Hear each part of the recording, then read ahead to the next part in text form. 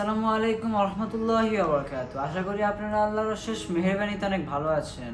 আলহামদুলিল্লাহ, আমিও আল্লাহর অশেষ মেহেরবানিতে অনেক ভালো আছি।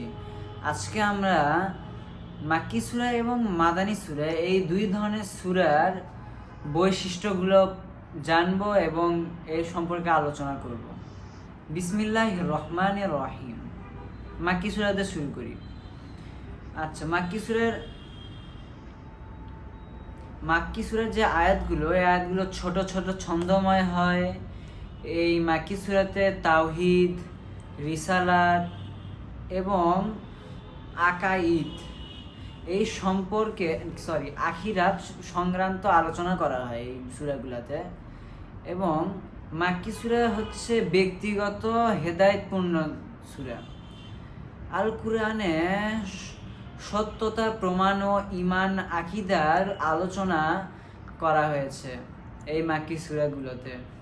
মানুষের ঘুমন্ত বিবেক ও নৈতিকতা বোধ জাগ্রত করা হয়েছে এই সূরাগুলোতে। চিন্তা শক্তিকে সত্য গ্রহণে উদ্বুদ্ধ করা হয়েছে এই সূরাগুলোতে। রাসূল সাল্লাল্লাহু আলাইহি ওয়াসাল্লামকে দেওয়া বিরাট দায়িত্ব পালনের উপযোগী উপদেশ এই সকল সূরাগুলোতে দেওয়া হয়েছে।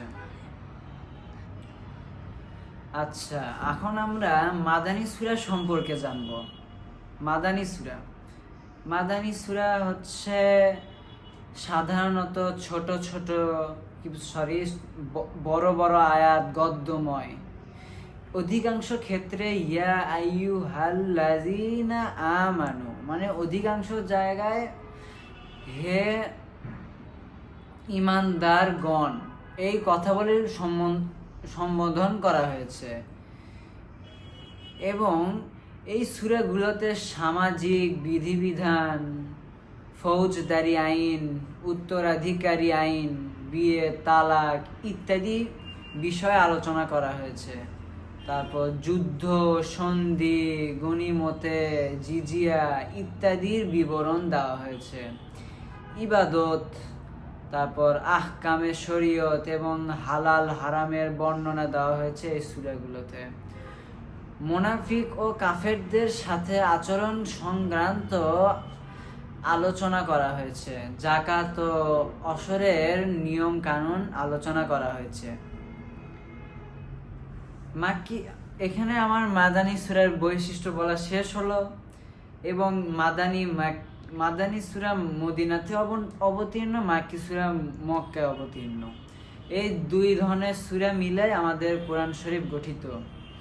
আশা করি আপনাদের এই ভিডিওটি অনেক ভালো লেগেছে।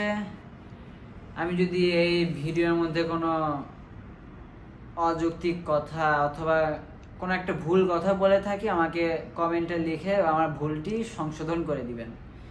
এবং আমাকে সাপোর্ট করার জন্য আমার জন্য দোয়া করবেন এবং ভিডিওটি ভালো লাগলে লাইক এবং সাবস্ক্রাইব করে দিবেন। আসসালামু আলাইকুম ওয়া রাহমাতুল্লাহি ওয়া বারাকাতুহু।